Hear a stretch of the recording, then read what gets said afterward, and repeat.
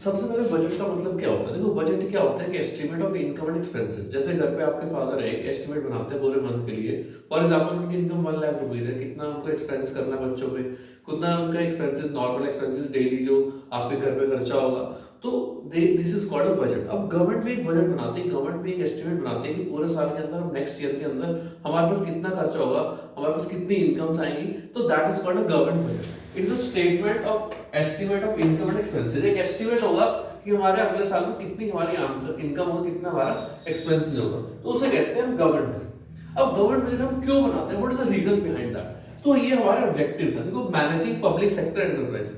Managing public sector enterprises का मतलब क्या है कि देखो बहुत सारी पब्लिक सेक्टर एंटरप्राइजेस हैं जो गवर्नमेंट के अंडर वर्क कर रही है, उसको गवर्नमेंट हर साल हेल्प प्रोवाइड करती है, फाइनेंशियल हेल्प। तो उसको कितनी हेल्प चाहिए, कितनी उसको इस साल गवर्नमेंट ने फंड प्रोवाइड करने हैं, that is called managing public sector enterprises.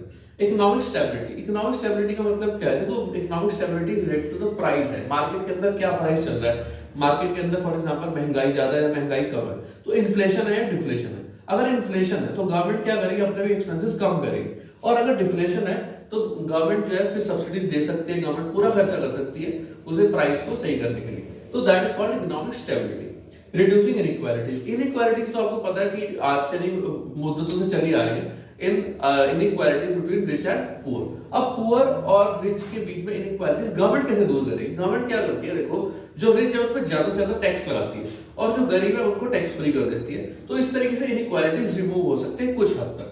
Next है एलोकेशन ऑफ रिसोर्सेज। देखो, हमारे पास 2 टाइप्स ऑफ गुड्स होते हैं। कुछ गुड्स ऐसे हैं, जैसे अगर आप बात करो, आजकल ईवी स्कूटर वगैरह चल रहे हैं, या फिर आप सोलर लाइट्स लगवाते हैं, तो उसमें आपको सब्सिडी मिलती है, that is provide by the government. और कुछ गुड्स ऐसे हैं या फिर कुछ सर्विसेज ऐसे हैं जो गवर्नमेंट ही प्रोवाइड कर रही है। जैसे अगर आप रेलवेज की बात करो, जैसे आप फॉर एग्जांपल अपने घर में वाटर सप्लाई की बात करो, तो एलोकेशन ऑफ रिसोर्सेज गवर्नमेंट को कितना खुद बनाना है, कितने पे सब्सिडी देनी है, that is to be decided by the government. उसे कहते हैं allocation of resources. Economic growth. देखो, इकोनॉमिक ग्रोथ जो है फुली गवर्नमेंट पे डिपेंड होती है। इकोनॉमिक ग्रोथ क्या है? जीडीपी।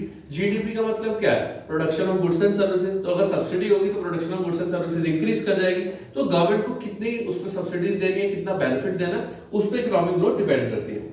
Reducing regional disparity. देखो, कुछ इलाके ऐसे होते हैं, कुछ माउंटेन रीजन ऐसे हैं जिसमें आप स्पेशल इकोनॉमिक जोन कहते हैं, तो उस एरिया में स्पेसिफिक कितना टैक्स की एग्जम्पशन गवर्नमेंट को देनी ताकि वो एरिया जल्दी से जल्दी डेवलप हो सके, वो भी आपको गवर्नमेंट को डिसाइड करना होता है इन द बजट। तो हमारे पास मेनली ये ऑब्जेक्टिव्स होते हैं गवर्नमेंट बजट के। उसके बाद आते हैं student components of government budget. देखो, कंपोनेंट्स ऑफ गवर्नमेंट बजट में क्या है, हमारे पास बेसिकली 2 टाइप्स ऑफ कंपोनेंट्स है, यानी कि गवर्नमेंट बजट 2 हिस्सों में बटा हुआ है, एक रिवेन्यू बजट और एक कैपिटल बजट। अब रिवेन्यू बजट और कैपिटल बजट के बारे में डिटेल में हम अभी पढ़ेंगे। Revenue budget. रिवेन्यू बजट का मतलब क्या होता है? देखो, जो आपको रिवेन्यू का मतलब है जो डेली इनकम, डेली एक्सपेंसेस होते हैं।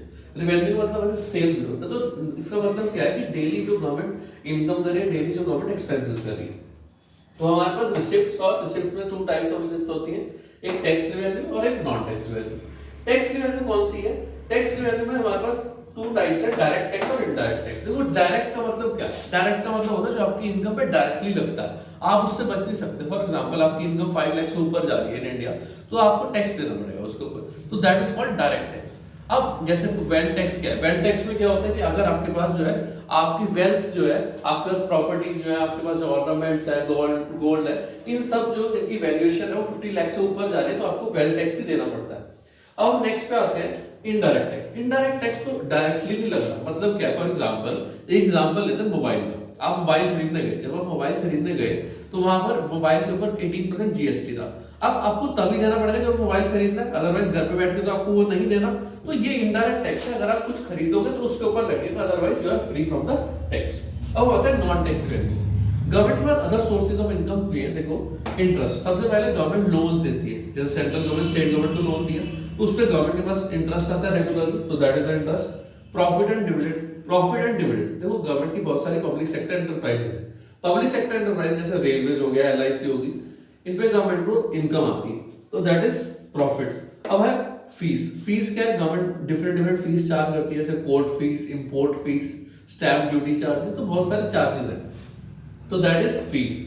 लाइसेंस फीस, आप लाइसेंस लेने जाते हैं गन का, आप लाइसेंस लेने जाते हैं ड्राइविंग लाइसेंस, तो उस पर आपको फीस पे करनी पड़ती है गवर्नमेंट को, तो that is licence fees. Fines and penalties, आप कहीं एक जगह से दूसरी जगह जा रहे हो, तो वहां पर you are not having a helmet, ठीक है, आप बाइक पे जा रहे हो तो उसके ऊपर आपका फाइन लग जाता है, तो that is also the income for government. अब आता है एक्सपेंडिचर। देखो एक्सपेंडिचर का मतलब भी यही है।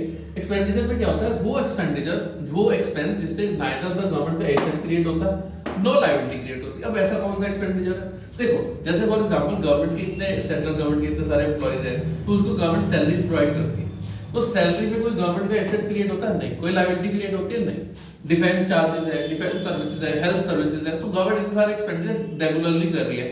कोविड के टाइम पे गवर्नमेंट ने जो है फ्री वैक्सीनेशन प्रोवाइड करी, तो that is also the revenue expenditure for the government. तो ये हमारे पास कौन सा टॉपिक है, अब हम पढ़ेंगे कैपिटल बजट। कैपिटल बजट में हमारे पास टू पार्ट्स हैं अगेन, कैपिटल असेट और capital expenditure. Capital asset first of all क्या होता है, जिससे लायबिलिटी गवर्नमेंट की इंक्रीज होती है। लायबिलिटी गवर्नमेंट की इंक्रीज होगी, यानी कि कैसे, फॉर एग्जांपल गवर्नमेंट ने 50 लाख का लोन लिया, गवर्नमेंट 50 लाख का लोन और ले रही है, बोरोइंग्स इंक्रीज कर रही है, तो फर्स्ट ऑफ ऑल हमारे पास borrowing, that is called capital asset, जिससे गवर्नमेंट की लायबिलिटी इंक्रीज होती है। और हम आते हैं नेक्स्ट पार्ट में, जैसे एसेट डिक्रीज होता है। एसेट डिक्रीज होता है, जैसे फॉर एग्जांपल आप किसी को लोन देते हैं, वो आपके लिए एसेट होता है।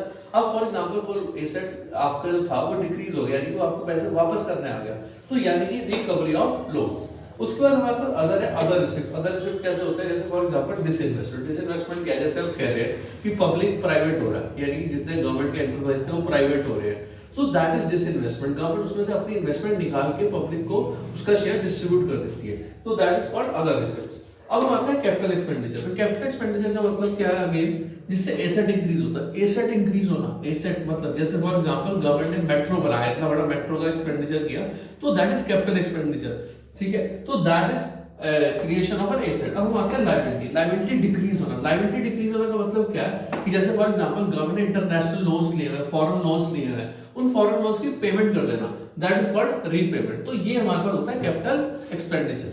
यस स्टूडेंट्स, अब हम पढ़ेंगे मेजर्स ऑफ गवर्नमेंट डेफिशिएट। सबसे पहले डेफिशिएट का मतलब क्या होता है, देखो सरप्लस का मतलब क्या है, एक्स्ट्रा पैसा। डेफिशिएट का मतलब क्या है, हम लॉस में चल रहे हैं, तो ऐसा भी तो हो सकता है गवर्नमेंट भी लॉस में चल रही है। तो मेजर्स ऑफ गवर्नमेंट डेफिशिएट, अभी हमने क्या करा था, हमने बजट बनाए थे। बजट कौन कौन से थे, रिवेन्यू बजट और कैपिटल बजट। तो सबसे पहले हम रिवेन्यू बजट की बात करते हैं। रिवेन्यू बजट में क्या है, फॉर एग्जांपल रिवेन्यू बजट में हमारे पास रिवेन्यू रिसिप्ट थी और रिवेन्यू एक्सपेंडिचर। अब हमारे पास एक्सपेंडिचर ज्यादा और इनकम कम है, तो एक्सपेंडिचर अगर आपके पास ज्यादा है और इनकम कम है, तो हमारे पास रिवेन्यू डेफिशिएट हो जाएगा, यानी कि आपको जो है लोन लेना पड़ेगा, गवर्नमेंट को भी लोन लेना पड़ेगा। गवर्नमेंट की इनकम जो है वो कम हो रही है, एक्सपेंसेस ज्यादा है, तो इस सिचुएशन में गवर्नमेंट को खुद भी लोन लेना पड़ सकता है। नेक्स्ट हम बात करते हैं रिवेन्यू कैपिटल बजट को मिला के। अगर रिवेन्यू कैपिटल बजट को मिला के भी हम माइनस में चल रहे हैं, तो that is called fiscal deficit. Fiscal deficit का मतलब क्या होता है, total expenditure minus total receipt. इसमें दोनों की रिसिप्ट मिला ली, कैपिटल और रेवेन्यू रिसिप्ट, और दोनों के एक्सपेंडिचर मिला के। उसके बाद आते हैं प्राइमरी डेफिसिट। प्राइमरी डेफिसिट का मतलब क्या होता है, प्राइमरी डेफिसिट में directly dependent on fiscal deficit है। फिस्कल डेफिसिट में से अगर आप इंटरेस्ट पेमेंट को हटा दें, तो that is related to the primary deficit. तो ये सारा कुछ हमारे पास ये चैप्टर था गवर्नमेंट बजट।